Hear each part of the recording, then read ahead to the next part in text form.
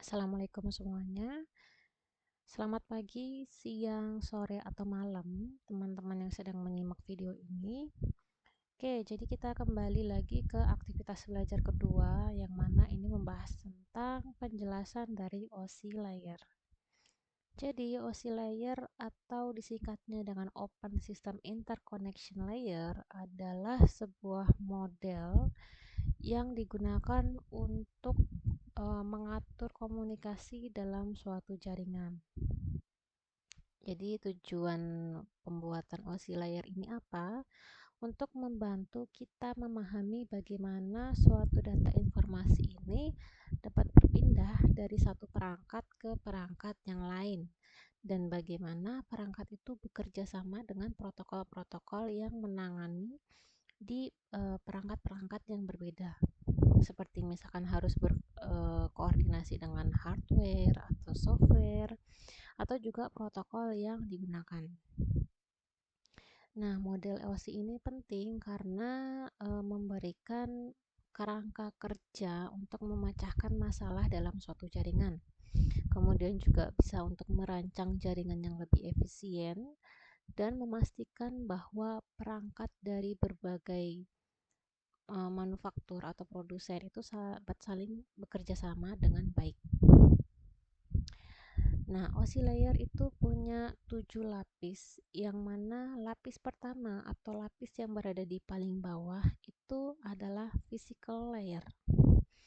Jadi, namanya physical layer, dia ini mengatur atau menangani koneksi fisik antar perangkat.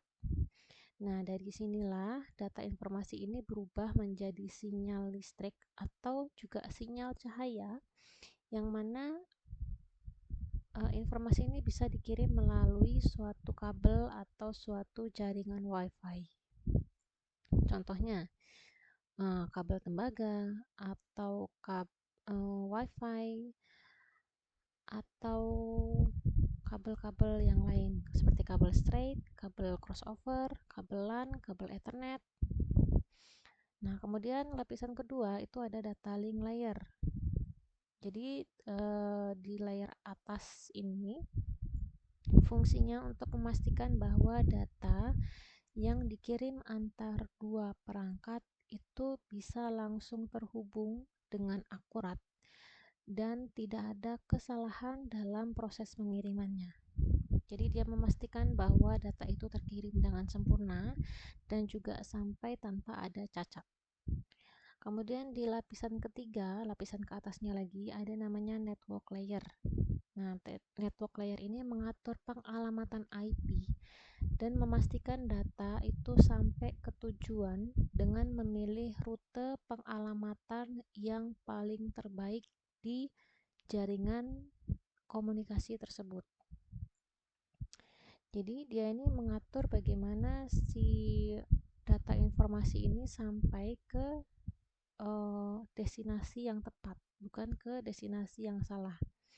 Nah, kemudian pengalamatan IP itu seperti nomor rumah kita sendiri. Misalkan rumah kita ada di wilayah Jogja. Kemudian apakah di Jogja itu di kecamatan mana atau di kelurahan mana? Nah, itu juga harus dispesifikasikan kembali. Kemudian selain itu juga memilih jalan terpendek agar bisa sampai dengan cepat dan juga akurat. Nah, kemudian layer di atasnya ada namanya transport layer. Nah, di layer ini memastikan bahwa data sampai dengan benar, dan jika ada data yang hilang selama dalam perjalanan, maka si layer ini akan mengirim ulang si data yang hilang. Kemudian lapisan di atasnya itu ada lapisan session layer. Nah, di lapisan ini dia akan menjaga sesi atau waktu agar data yang sedang ditransfer itu tetap terjaga atau bisa tetap terkirim. Nah, misal dalam suatu panggilan video call atau dalam pengiriman transfer file.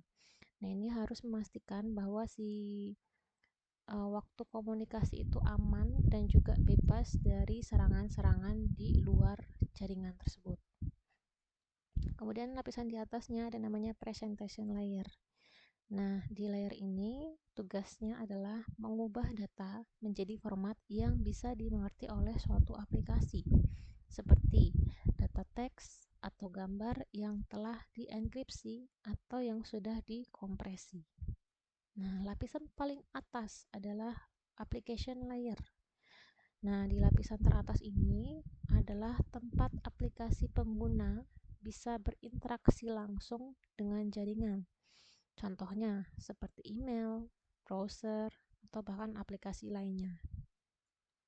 Nah, kesimpulannya adalah model OSI itu memudahkan kita sebagai user untuk memahami proses yang terjadi ketika data berpindah dari satu perangkat ke perangkat lainnya dalam suatu jaringan komputer. Nah, itu dia pengenalan singkat tentang model OSI layer.